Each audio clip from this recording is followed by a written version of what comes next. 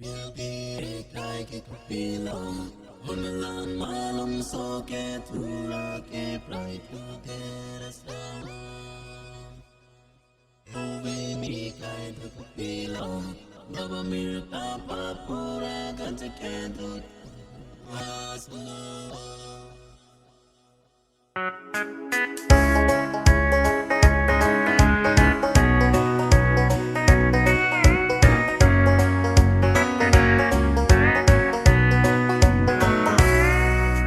Karbi ekai ke kapilo Unalan malum so ke tura ke pride to terasam